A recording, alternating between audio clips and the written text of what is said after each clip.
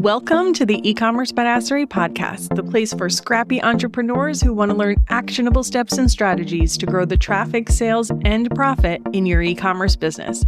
I'm your host, Jessica Totillo-Coster, a 20-year retail veteran and former brick-and-mortar boutique owner who spent 3 years as the only employee of a 7-figure online store. That shit was crazy. I know exactly how it feels to do all the things, and I'm sharing everything I learned the hard way so you don't have to. I may have started this business by accident, but supporting badass bosses like you lights me the fuck up, and I am so stoked to see you grow. Are you ready, babe? Let's roll. Welcome back to the E-commerce Badassery Podcast. I'm your host, Jessica Totillo-Coster. It's Shopify Editions time, and just like every release, this is packed with over 150 plus new features and improvements to the platform. Even though this wasn't billed as an AI exclusive update, unsurprisingly, it felt pretty AI heavy, or maybe it's just that the most significant changes were AI related. Either way, there are plenty of non-AI specific updates that were released too. As always, there is no way I can cover every update on the list. I'm cherry picking the most exciting and need to know for the majority of people. Don't forget to check out the full release at shopify.com/editions and check the show notes for this episode that will include additional links. All right, so let's get started with the latest releases in the Agentic storefronts. As you might have noticed, Agentic is now listed as a sales channel with a quick access link inside your Shopify admin left-hand navigation menu. This gives you a high-level overview of how much money you're generating from your Agentic storefront, tells you what queries you're appearing for, and gives you quick access to update your Shopify catalog and your knowledge base. To make sure we've got a handle on the basics, let's chat about the knowledge base and the catalog real quick. Knowledge Base is a free app provided by Shopify that lets you add frequently asked questions that are directly accessed by AI tools. This is not a customer-facing tool, and it would still require you to have, say, an FAQ page on your website. You would just duplicate your content in both places. Shopify Catalog is essentially just a global catalog of all products that are sold on Shopify stores. It's just like the product feed you sync to Google Merchant Center so you can show up in Google Shopping results. But in this case, the feed is what gets connected to the AI platforms. As a Shopify seller, you don't have to do anything special to have your products in Shopify Catalog. As long as your products are eligible, they will be automatically included. Shopify even created a special plan for non-Shopify stores called the Agentic plan. This lets you submit your product feed to the Shopify Catalog, so your products will be eligible to appear in these Agentic storefronts. Like any product feed, you do need to make sure you have the right fields mapped between the two systems. Currently, there are 3 fields in Shopify Catalog that you can map: product title, description, and category. Category is the product taxonomy that's used to determine sales tax and the one that randomly creates all those category meta fields you don't ask for. We're going to come back to optimizing your feed in a minute, but now that we've got the basics down, let's talk about the updates. So first up, Shopify will be automatically standardizing and enriching your product data to drive more conversion in AI shopping. The example they show includes features and specs, variant availability, and delivery estimates. What isn't clear from the announcement or any of the documentation is where the data is coming from, specifically the structured data it's referencing like top features and tech specs. Maybe that's coming from those category meta fields, but it doesn't explicitly state that. Even if that is where the data is coming from, it doesn't say anything about it being able to read the data you store in meta fields. And I confirmed it's not possible to map more than one Shopify field to each catalog field. And remember, you only get 3: title, description, category. So, if you're one of the many Shopify merchants that broke out your product description information into separate fields to make it easier to read on the front end of your store, for example, moving your product ingredients out of the description field and into a separate meta field, well, you won't be able to map both fields into the Shopify catalog description. It only lets you select one. But don't worry, you don't have to move all that content back to your description. You can create a new field that combines your regular product description and any meta field information into a new meta field, and then use that meta field as the description field in your Shopify catalog. And you can automate it all with Shopify Flow. Yes, it's going to be a bit of work up front to back populate the fields for your existing items. That can also be done with Shopify Flow, but then you can set it up to make the update whenever you add a new product. Shopify Secret students and Lounge members, I'll be releasing a tutorial on how to do this, hopefully by early next week, if not sooner. In the meantime, I would just make sure your product category field is properly assigned. Shopify does make a suggestion when you are adding a new product and filling in the title and the description and everything, but just make sure it's actually correct. And really, you want to be doing this anyway because that's what determines the sales tax that's charged at checkout. And if you are charging it and remitting it incorrectly, you're still on the hook for the correct amount, even though you collected the wrong amount from your customer. So make sure that's correct. And then just check your mapping. So if you navigate to the Agentic Sales channel, click the gray box on the right-hand side that says Review how your product data is sent to the Shopify catalog for Agentic storefronts. And then you can check your current mappings, and it will tell you if any of your products are missing the field. So let's say for category, it's attached to the category field, and it will say like 74 of 150 products are missing this field. So you'll know that you have some to go update. And then you could always, if that's not a field you've been using, you can temporarily update it with product type if that's something that you have really clean and organized. The difference with product category is there is a hierarchy. So there are more levels to each category, which can give it a little bit more information. So that's probably the better field long term. The next agentic update is direct checkout. If you remember, when ChatGPT originally announced shopping would be available in their platform, they also stated customers would be able to check out through their platform, like right in the chat. That idea was quickly scrapped, with OpenAI saying they would focus on being a product discovery platform. But Shopify will be providing the direct checkout in these AI platforms, and they had announced that they were going to do this a while ago. Right now, it seems to be limited to Microsoft Copilot, but they did say Meta Ads was coming soon, and I expect additional platforms to be supported as well eventually, but there's no timeline on that. Of course, direct checkout comes with limitations. I'm going to stick a link in the show notes that goes through all of them, but the most important to be aware of is product customization.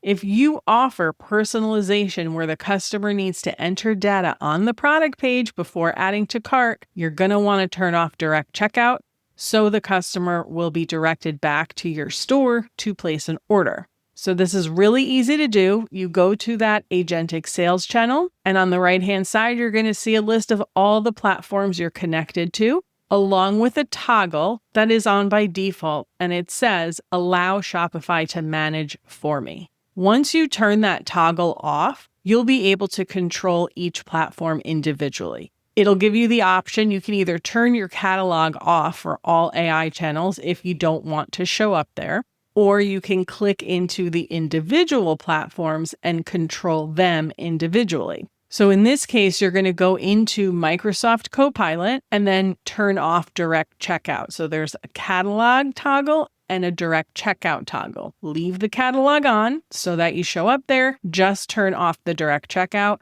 And then you're just going to want to pay attention to any additional announcements Shopify makes about, hey, direct checkout is now available in X platform, because you're going to want to go in and turn it off for that platform as well, because my guess is it will be on by default.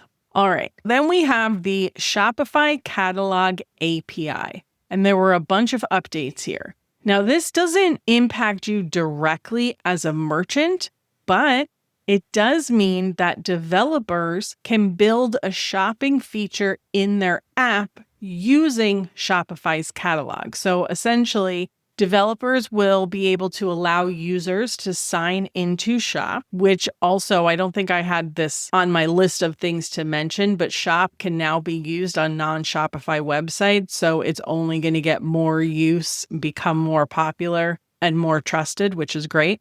So it will allow users to sign into Shop, which means eventually these developers will be able to surface personalized search results based on that customer's activity across all stores that use Shop. So it's getting all of this data on them. The Catalog API will also have an image search function, so users can find products similar to what's featured in an image they upload. And it even said that they'll be able to offer sponsored products within the feed. It'll be really interesting to see what that ends up looking like. So Shopify created a couple of demo projects to show what people might want to build. While there will likely be larger retailers who will build unique app experiences that access only their product catalog, other developers might just create apps that have shopping in them, giving you more opportunities to show up in front of potential customers. So it'll be interesting to see what comes of this. Our good buddy Sidekick also got some updates, some exciting and some I'm a bit weary of or think are completely unnecessary. For example, Sidekick can now be used on your Apple Watch. And my first reaction to this was like, do you really need that kind of connectivity to your store? I don't know about that. It seems a little obsessive. We need time for play too, you know? Sidekick is also going to be analyzing all of your store data to give you actionable guidance with tips to attract customers, improve conversion, and drive repeat sales. This is the one I'm a little bit weary about. While I'm open to see what Sidekick has to say, Lounge members, feel free to let me know what it's recommending for you. I'm a little concerned it's going to send you down some unnecessary rabbit holes, or it's going to recommend things that aren't going to make a huge difference for smaller businesses or lower volume stores, right? This is something I talk about a lot. Yes, optimization is good, but when you are a lower volume store, that 0.5% optimization doesn't equal very much in dollars versus someone who's doing high multi-six figures, my 7-figure businesses. For you guys, yes, that 0.5% increase might make a difference. So we need to take these recommendations with a grain of salt and just make sure that it's not taking you away from other things that will be more impactful, right? So keep your eye on it, as it might have some good suggestions, but don't rely on it for your entire strategy. My favorite Sidekick update though is it can take action in some of your favorite apps. So the apps need to have specific Sidekick extensions, so it is a bit limited at the moment. But the starting list is pretty solid with Klaviyo, Judge Me, Smile, Aftership, Loop Returns, Yotpo. There's a couple of other ones on there. So these can already be used with Sidekick. Now, of course, there's going to be overlap with this. I'm sure anything Sidekick can do in Klaviyo, you could also just do it in Klaviyo because they have their own AI tools built into the platform, but it's worth a shot to see what is available. One of the use cases they gave was replying to all of your 5-star reviews through Judge Me. So that's kind of cool. You just do it in the chat interface. Is it faster than just going into Judge Me? I don't know. But we'll see how this develops over time. Next up, let's talk about the online store updates, starting with an update they released quietly a few weeks ago, giving you variant level publishing for products. Being able to unpublish a specific variant versus having to leave them sold out or delete them permanently was a long time coming. I'm excited to finally see that. Of course, they waited until after they released combined listings on Shopify Plus or themes, and of course, in Shopify Secrets, built a Shopify siblings functionality that you could manually add to your store. I will say siblings or combined listings still make sense for stores with smaller assortments that want to look more full or have a lot of unique information that they need for each variant. But if you were considering separating your variant products just because maybe you have seasonal ones that you wanted to more easily take down, well, you don't need to go through that now because you could just unpublish individual variants. Shopify, I wish you had released this sooner because it would have saved a lot of merchants a lot of headache, but it's okay. I still love you. I think the most exciting online store announcement, though, is the AI Sales Associate coming to Shopify Inbox. While there are plenty of AI assistant chat apps you can add to your store, I'm excited to see they're updating their internal tools to have this functionality. This is currently marked as coming soon in my dev store with an option to toggle it on and be notified when it's available. So if you don't have Shopify Inbox installed, I would install it, turn that on just so you can test it out, and you can still leave the regular chat off if you don't want to actually use the app right now on the front end of your store. Another update they released quietly a couple of months ago, and I had a few lounge members asking about this, is Shopify's B2B, the wholesale functionality, is now available on all plans. It was limited to Plus for many years, and any non-Plus stores needed an app to sell wholesale through their Shopify store,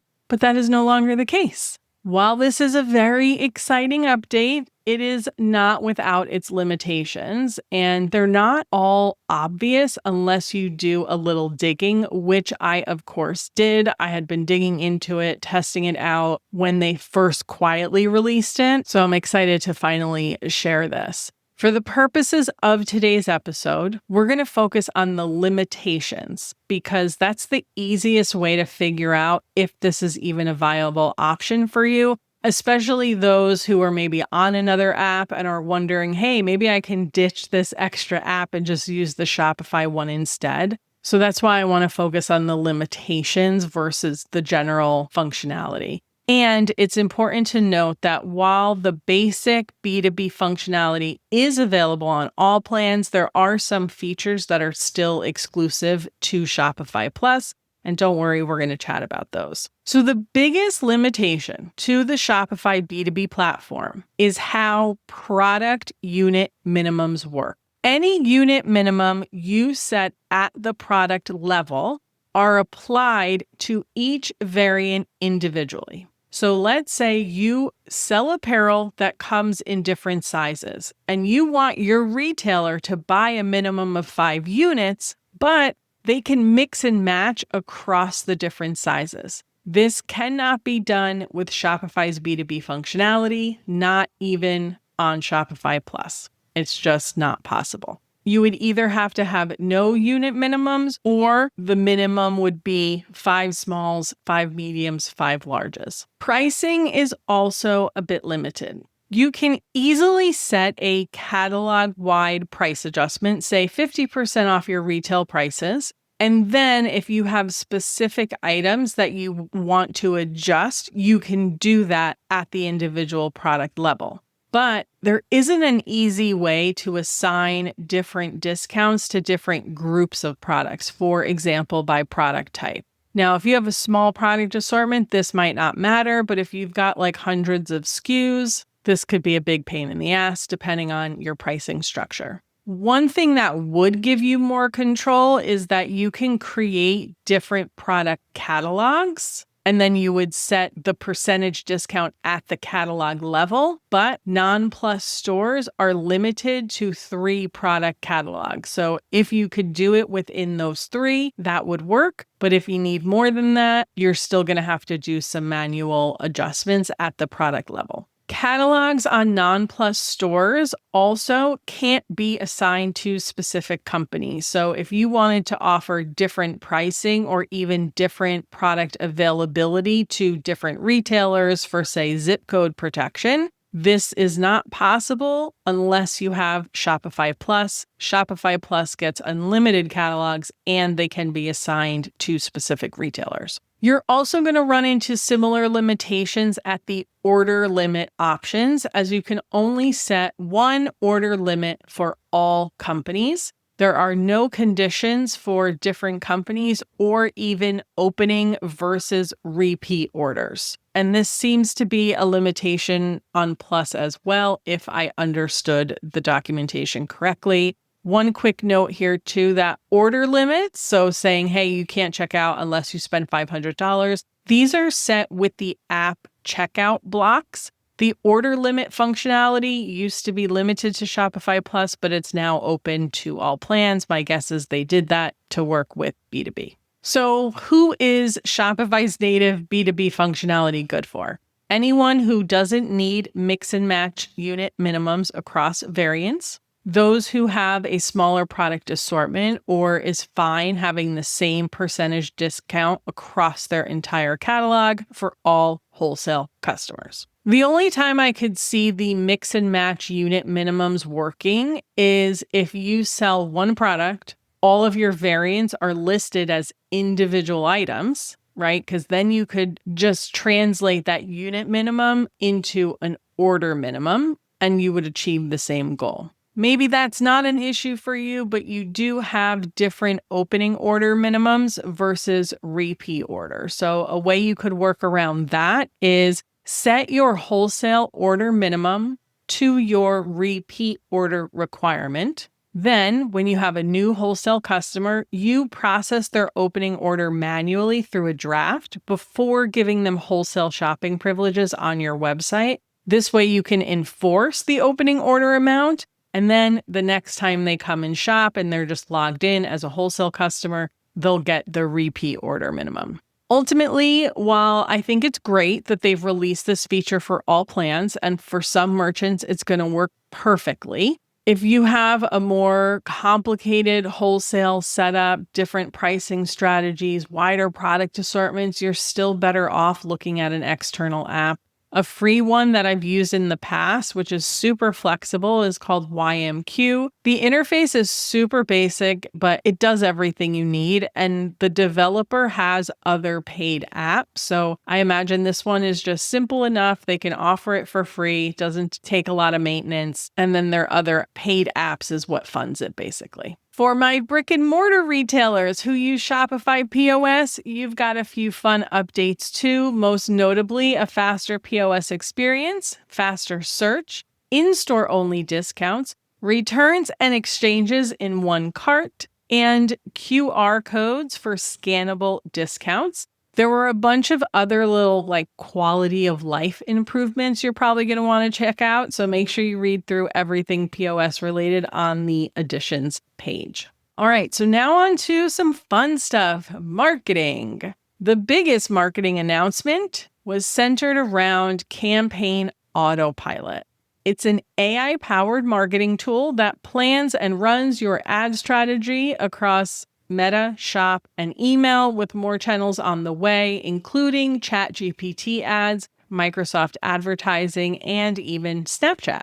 So you give the tool a budget and it allocates everything for you. You set guardrails and you approve everything before it goes live, and then it will continue to learn, adjust, and reallocate your budget based on which channels are performing best.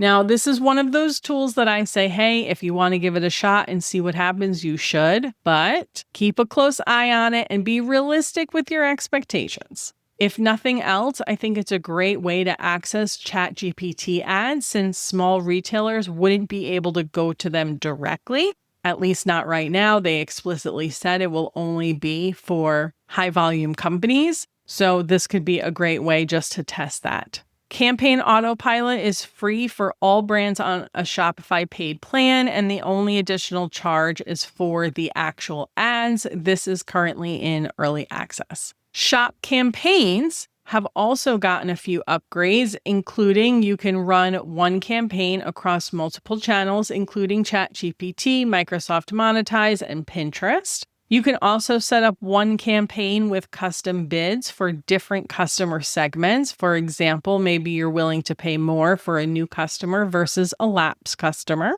And if you haven't already given shop campaigns a shot, They are definitely worth a test. Like any new ad strategy, they can take a while to start showing results, but you don't pay unless you make a sale, so there's no risk. One of my lounge members reported last week she's starting to see an uptick in orders from Shop, and so far she's pleased with the results. It has taken a few months to really gain any traction, but again, you don't pay unless they convert, so there's no risk. For my Shopify email users, there is a new feature called Smart Email Delivery. If you have more than 1,000 subscribers on your list, Shopify will intelligently, and I have air quotes here, prioritize which messages to send and which to hold back, optimizing for conversion. Now, when I read that description, I was immediately skeptical and had to go read more about this because what do you mean you're prioritizing which messages get sent? No.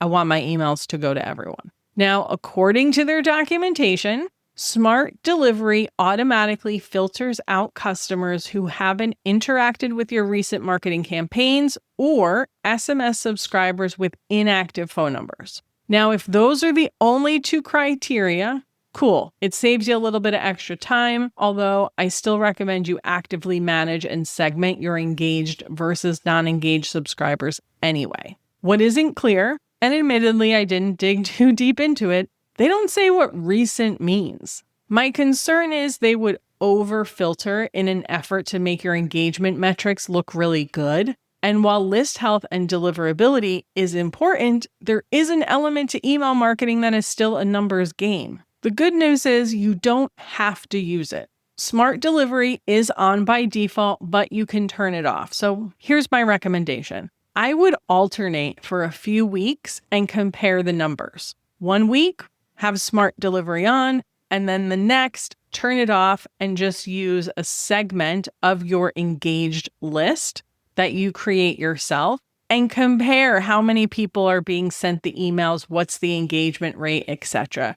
I just want to be careful it's not over optimizing and you're not missing out on a less engaged customer who is just waiting for the right email that's going to push them into action, I wish Shopify was a little bit more clear on what recently engaged meant to them. All right, so let's talk about some operational updates. There were some major changes to how Shopify handles inventory management. We're not going to get into the nitty-gritty of everything. I just want to touch on a few of the most impactful, but again, check out the additions page for all of the updates. This is something I hadn't experienced much myself because we did not use Shopify for inventory management at my previous day job. We had a whole separate ERP, but I have seen complaints about this for years. So I know a lot of merchants are going to be really excited about this, but receiving inventory now creates transfers that are connected directly to the purchase order, giving you a full audit trail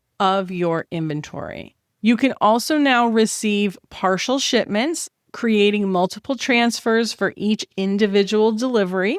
You can receive inventory directly through Shopify POS, and you can more easily route inventory to the right location at the receiving step versus having to receive it all and then move it again in a separate step. I feel like Shopify hasn't made many inventory or PO receiving transfers updates in a while. They don't make them very often, so I'm hoping that this is just the beginning of some additional changes I know merchants have been waiting for. Another big inventory update, Sidekick can help you decide what to order. So it can look at what's been selling, how many units you have, and forecast demand to recommend what to buy and how much of it. Obviously, you can make adjustments as needed, but then you can have Sidekick create the purchase order for you. That should be a pretty good time saver. The one thing you'll have to watch out for is there's not really a way to store required minimums from your suppliers so that Sidekick will know what quantities or dollar amounts it needs to hit. Right? So it might tell you to order 10 of something when the minimum is 50. Or maybe it's going to tell you to order these 3 items, but you're not going to hit the dollar minimum. You might be able to get creative with some workarounds, like maybe you can create a meta object with all of your suppliers and their order minimums. Or you could use a product meta field to record minimum quantities that need to be ordered, because Sidekick can read that data if you direct it to. There's still no supplier list in Shopify, so there's no supplier-specific meta fields, but it might be something you can make work depending upon how many suppliers you work with. Like most things AI, I would say use it as a jumping off point or to check your own logic, but don't expect that Sidekick can do it all for you. All right, before we go, let's do a couple of quick hit updates you'll probably want to dive deeper into. There have been a ton of analytics updates, such as new data visualizations, daily insights, metric targets to track your progress, using meta fields to filter analytics, and you can even add annotations to your analytics charts now. I haven't played with this yet, but if it works the way Google's does, it's really great. You can make notes of, hey, on this date, we had a sale or we got mentioned by so-and-so. When you look back at historical data, you have a note of why something might be out of the ordinary. Inventory adjustments now track each change, so you have a full audit trail.